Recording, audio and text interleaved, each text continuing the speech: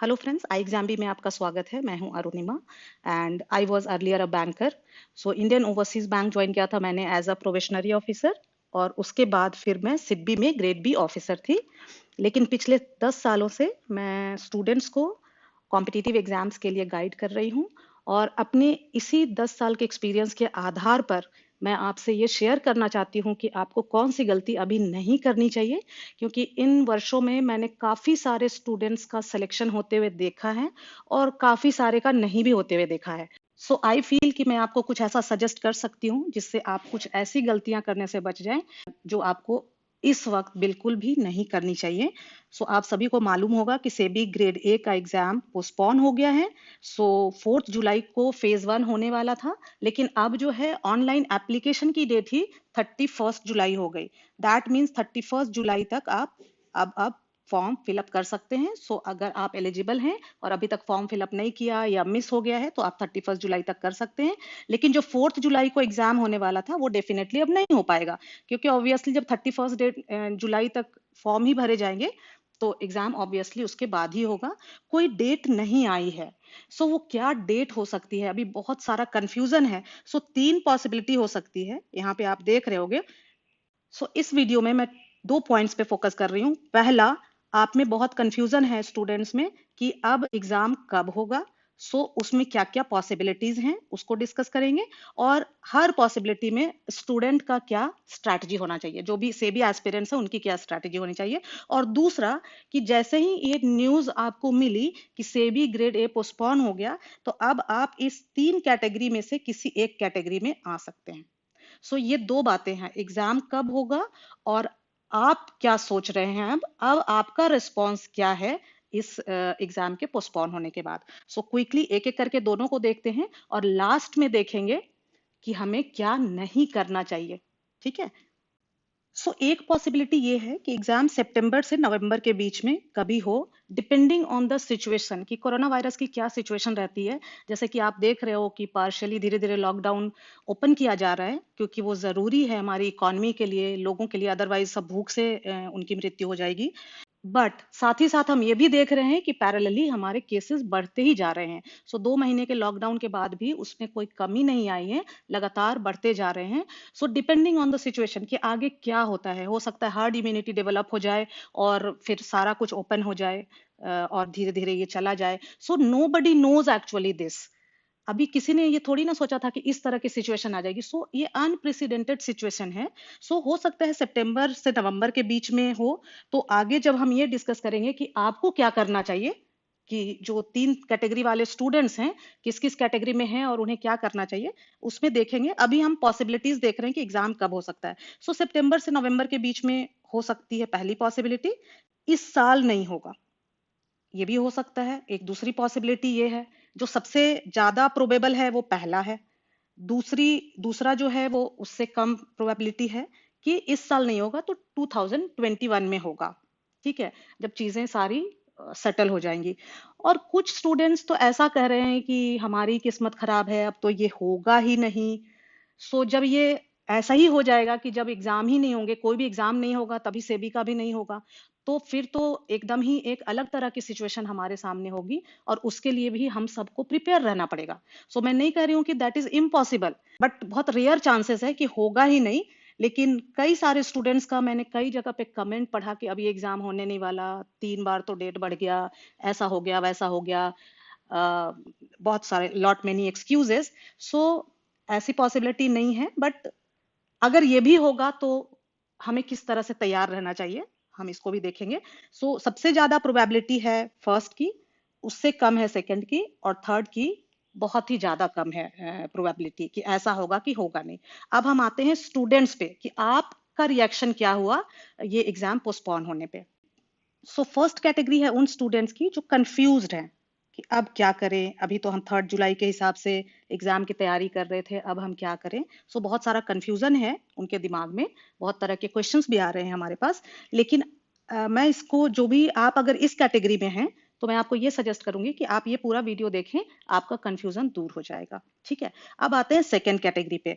इस कैटेगरी में जो लोग हैं वो अपनी तैयारी है उसको रोकी नहीं है, तैयारी उनकी कंटिन्यूड है, मतलब उन्होंने ये नहीं मन बनाया है कि चलो अब तो एग्जाम का कुछ पता नहीं है, हम रोक देते हैं पढ़ाई। उन्होंने कंटिन्यूड रखा है, लेकिन उसकी में कंटिन्यूड जो रख रहे हैं पढ़ाई, जो रोकने की नहीं सोच रहे हैं, उसमें भी 3-4 कैटेगरीज हैं। पहली कैटेगरी है जैसे पढ़ रहे थे वैसे ही पढ़ेंगे, एज इट इज। दूसरी कैटेगरी है थोड़ा सा स्ट्रैटेजी चेंज कर रहे हैं, क्योंकि ये एग्जाम की डेट अब पता नहीं है, सो स्ट्रैटेजी चेंज।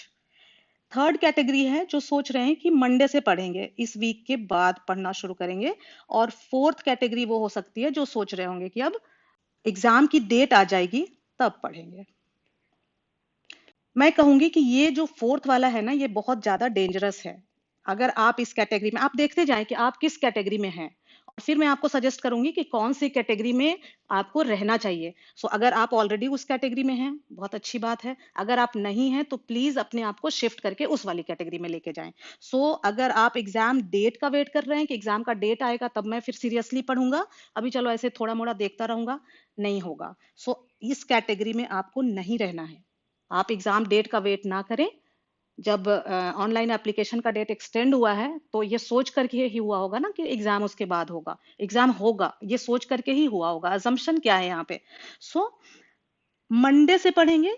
आप ऐसा कर सकते हैं कि चलो थोड़ा हम रिलैक्स हो लेते हैं 2-3 दिन, कोई हानि नहीं है इसमें, आप कर सकते हो। लेकिन ना ये बहुत डेंजरस वाला जोन है, क्योंकि ना ये जितना आप डिले करते जाएंगे, अगर 3-4 दिन आपने नहीं की बिल्कुल भी पढ़ाई, तो चौथे पांचवें दिन क्या होता है कि फिर मुश्किल हो जाता है आपको फिर से शुरू करना। सो मैं ये सजेस्ट करूंगी कि अगर आप बिल्कुल कंफर्म हैं तभी आप ये रिस्क लें, अदरवाइज आप ये रिस्क भी मत लें। कम से कम कुछ नहीं तो एक सब्जेक्ट का, क्योंकि आपको सेबी में पता है कि इतने सारे नए टॉपिक्स हैं, नए सब्जेक्ट्स हैं पेपर 2 में, फेज 1 भी और फेज 2 के भी। तो कम से कम आप ये करें कि आपका जो भी, मान लो आप कंपनीज एक्ट में उतने कंफर्टेबल नहीं है तो कंपनीज एक्ट पे आप लगा दें अपना 2-3 दिन, एक ही चीज पे लगाए, या जो आपको सबसे अच्छा लगता है, इंटरेस्टिंग लगता है, उसी पे आप 2-3 दिन लगा दें। लेकिन आप रोके नहीं पढ़ाई को, बिल्कुल भी नहीं। एक एक भी दिन मैं नहीं कहूंगी कि रोके। रिलैक्स रिलैक्स्ड वे में थोड़ा सा पढ़ाई करें, लेकिन रोके नहीं। और डेफिनेटली मंडे से फिर अपने फुल फ्लेजेड तैयारी में लग जाएं। अब हैं जो जिन्होंने अपनी तैयारी बिल्कुल भी रोकी नहीं है, वो उसमें दो कैटेगरी हैं कि जैसे कर रहे थे वैसे ही कर रहे हैं, 3 जुलाई के लिए जैसे कर रहे थे वैसे ही कर रहे हैं। और एक है जिन्होंने अपनी स्ट्रैटेजी बदलनी शुरू कर दी है। सो यहाँ पे भी मैं कहूंगी कि आपको थोड़ी सी अपनी स्ट्रैटेजी बदलनी पड़ेगी, क्योंकि डेट चेंज हो गया है और ये एक कॉम्पिटिटिव एग्जाम है। It is not like your school college examination. Strategy क्या होनी चाहिए वो हम अपने नेक्स्ट वीडियो में देखेंगे, क्योंकि नहीं तो ये वीडियो काफी लंबा हो जाएगा। इस वीडियो का पर्पस यही है कि आप इन गलतियों को करने से बच जाएं। ठीक है। अब ये जो दूसरी कैटेगरी है, उनके दिमाग में अभी भी ये कंपनीज एक्ट, प्रेसी राइटिंग, रीजनिंग, ये सब चल रहा है कि चलो मैंने अभी प्रेसी पे उतना ध्यान नहीं दिया तो अब हमें टाइम मिल गया उस पे देता हूँ, कहीं ना कहीं वो खुश भी हो रहे हैं। अब आते हैं हम थर्ड कैटेगरी पे। सो जो थर्ड कैटेगरी है वो ऑलरेडी पढ़ाई वढ़ाई बंद करके, और बड़ी मुश्किल से तो वो उन्होंने पढ़ना शुरू किया था, और जैसे ये न्यूज मिली, जैसे उनको एक मौका मिल गया, और अब वो आराम से, उनके दिमाग में नेटफ्लिक्स, फेसबुक और दिस दैट, कहाँ कहाँ वो टाइम पास कर सकते हैं, दुनिया भर की चीजें उन्होंने शुरू भी कर दी होगी। दूसरा, एक तरफ तो वो खुशी खुशी अपना मनोरंजन कर रहे होंगे यहाँ पे यूट्यूब पे, फेसबुक पे, नेटफ्लिक्स पे, और दूसरी तरफ हर कोई से यही कह रहे होंगे कि मेरी तो किस्मत ही खराब है, मेरे साथ ही पता नहीं ऐसा क्यों होता है, मेरी इतनी अच्छी तैयारी थी लेकिन अब देखो पता नहीं कब एग्जाम होगा कि नहीं होगा। जबकि मन ही मन वही सबसे ज्यादा एक्चुअली चाह रहे थे कि किसी तरह एग्जाम का डेट बढ़ जाए, क्योंकि 3 जुलाई के लिए वो प्रिपेयर्ड नहीं थे। आप बुरा ना माने, लेकिन a lot number of you, बहुत सारे एस्पिरेंट्स इस कैटेगरी में रहते हैं, जो कि बहुत डेंजरस हैं। अगर आप इस कैटेगरी में हैं और चेंज करना नहीं चाहते, अपने आप को इस कैटेगरी में नहीं लाना चाहते, तो मैं आपको बता दूं कि ये बहुत मुश्किल है। मैं हमेशा बोलती हूँ कि कॉम्पिटिटिव एग्जाम आसान है, बहुत ज्यादा मुश्किल नहीं है। लेकिन अगर आप मेहनत करने के लिए तैयार हैं तभी आसान है।